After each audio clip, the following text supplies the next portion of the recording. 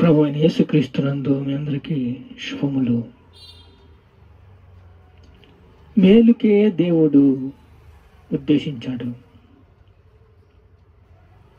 దేవుడు మేలుకే ఉద్దేశించి మనల్ని స్థిరపరుస్తున్నాడు. నీతిమంతుల కొరకు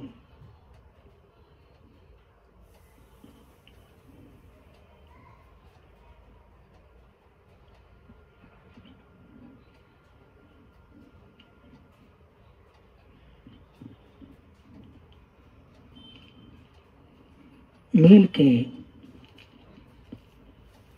దేవుడు ఉద్దేశించాడు. దేవుని ఉద్దేశాలు మేలు కోసమే జరుగుతున్నాయి.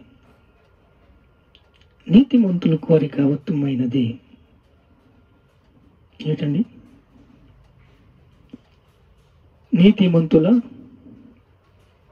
కోరిక ఉత్తమమైనది. నీతి మరణము నుండి రక్షించును.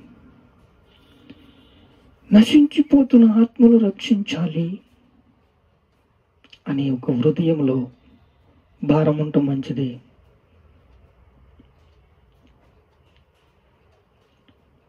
నీతిమంతుల కోరిక ఉత్తమమైనది.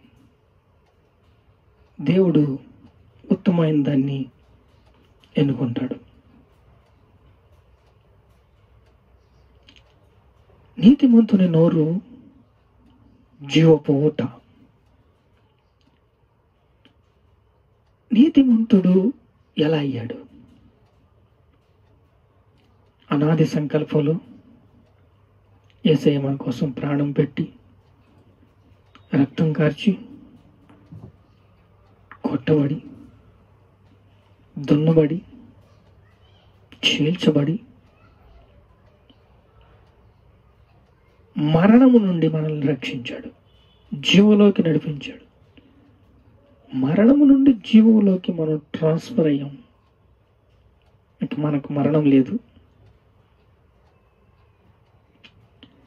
యేసు రక్తంలో మనం కడగబడ్డాం కాబట్టి మనం నీతిమంతులయ్యాం. నీతిమంతుని నోరు జీవపు ఊట. నువ్వు నీతిమంతుడివే కదా. వాక్యము నీ నోటముట జల జల జల జల జల జల జల జల రావాలి. దేవుడు దాన్ని ఎలా ఆశీర్వదించాలో దేవుడికి తెలుసు. పశువుకి ముక్కుదోళ వేసినట్టుగా ఆ వాక్యాన్ని ఎలా తిప్పాలో, ఎక్కడికి తిప్పాలో, ఏ రకంగా తిప్పాలో, ఎవరిని రక్షించాలో ఈ నెట్వర్క్ దేవునిది. దేవుని దగ్గర దూతలు ఉన్నారు, ఏంజల్స్. ఈ దూతలు పరిచర్య కూడా జరుగుతున్నది. ఈ ఎవరు ఎప్పుడు ఎలా నిద్రపోతారనేది ఒక స్టేట్మెంట్ రాసుకుని వెళ్ళి దేవుడికి అందజేస్తారు.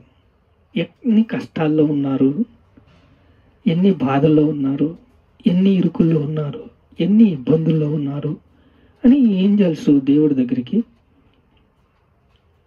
ఒక వారి భారాన్ని మోసుకెళ్తాయి.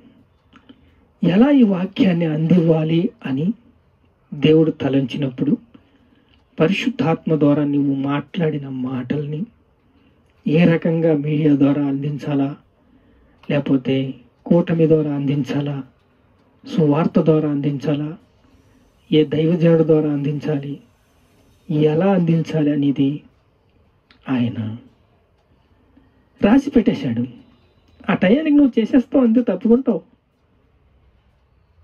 దూతలు వాటిని రిపీట్ చేసి మీడియా కావచ్చు, టీవీ కావచ్చు,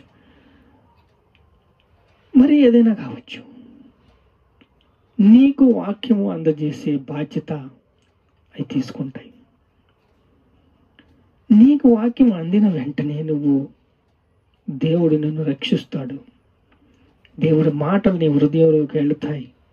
నువ్వు పూర్ణ బలవంతుడవుతావు, దేవుణ్ణి ఆరాధిస్తావు, నీలో భయం పోతుంది, నీలో చనిపోవాలన్న ఒక భీతి పోతుంది, నీలో భయము పోతుంది, నీవు రక్షణ సెల్వేషన్లో అడుగు పెడతావు. రక్షణ సెల్వేషన్లో నువ్వు అడుగు పెట్టినప్పుడు నిన్ను దేవుడు ప్రేమిస్తాడు, కృప ద్వారా రక్షిస్తాడు. నువ్వు రక్షించబడి అనేక మందికి నువ్వు ఆధారంగా ఉంటావు, ఫలిస్తావు, ఫలాలు ఇస్తావు. నీ నోరు నీతిమంతుని నోరు జీవపు ఊట. ఈ జీవపు ఊటలో నువ్వు పరుగులు పెట్టాలి అంటే, ముందుకు వెళ్ళాలి అంటే దేవుడు నీ హృదయాన్ని పరీక్షిస్తాడు. నీ హృదయాన్ని పరీక్షించి, తండ్రి ఏమి చేయనో కుమారుడు అదే చేయనన్నట్టుగా దేవుడు నిన్ను పరీక్షించి, పరిశీలించి, ప్రేమించి. చూడండి, పేతురు రాసిన పత్రికలో మాట ఉంటుంది, జీవమును ప్రేమించి మంచి దినములు కోరువాడు చెడ్డదాన్ని పలకకుండా తన నాలుకను కపటపు మాటలు చెప్పకుండా తన పెదవులను కాచుకుని కీడు నుంచి తొలగి మేలు చేయవలెను, సమాధానం వీరికి వెంటాడవలెను. సమాధానం కావాలి. కీడు మాటలు మాట్లాడకూడదు, కపటపు మాటలు మాట్లాడకూడదు, చెడ్డదాన్ని పలకూడదు. తన నాలుకను కపటపు మాటలు చెప్పకుండా కాపాడుకోవాలి.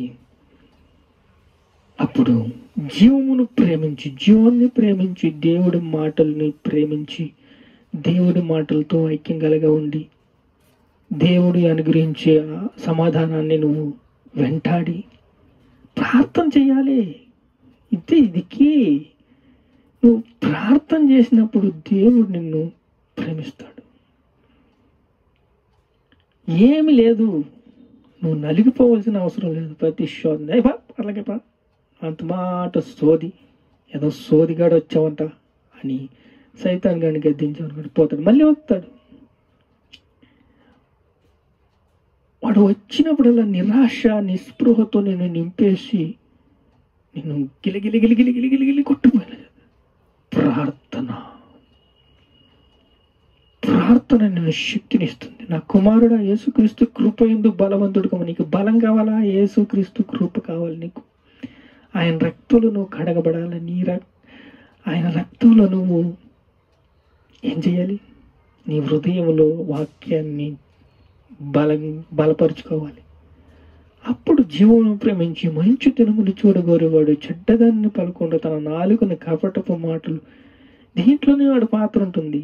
ప్రతిరోజు వాడి పాత్ర ఉంటుంది, ప్రతి గంట ఆడి పాత్ర ఉంటుంది, ప్రతి నిమిషం వాడి పాత్ర ఉంటుంది. వాడి పాత్రను తిప్పికొట్టడమే ప్రార్థన. శత్రు బలవంతటి మీద నీకు అధికారం ఇచ్చాను అన్నాడు. నిర్మలమైన మనస్సాక్షి, నీ హృదయం బాగుండాలి, పరిమళించాలి. రోజు యేసు రక్తంతో నువ్వు హృదయాన్ని కడుక్కుంటే, వాషింగ్ పౌడర్ నిర్మా ఎలాగో అలాగ నీ హృదయాన్ని శుభ్రంగా యేసు రక్తంతో నువ్వు కడుక్కున్నావు అనుకో, నీ పాపపు ఛాయలు, కల్మషాలు అన్ని పాపాలు ఎన్నటి జ్ఞాపకం చేసుకున్నాడు. వీడు తీసుకొచ్చి తిరిగేస్తా ఉంటాడు. నిన్ను అసలు ఆ తలంపులోకే తీసుకురాడు, అడ్రస్నే తీసుకురాడు, ఆ యొక్క భావాల్ని కూడా నీలోకి తీసుకురాడు. నీ ఊహలు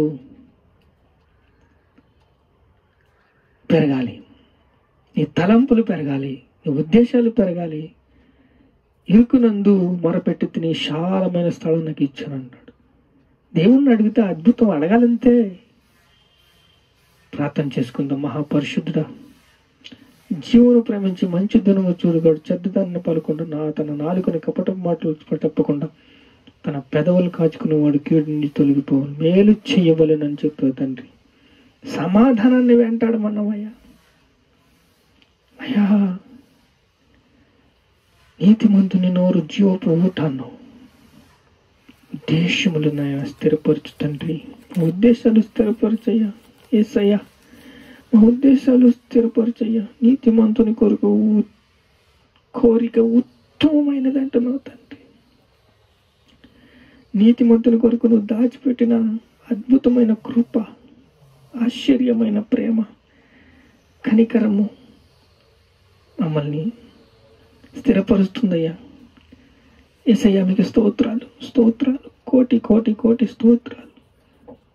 సమస్త మహిమ ఘనత ప్రభావాలు నీకే చెల్లిస్తున్నావు తండ్రి. ఆమేన్.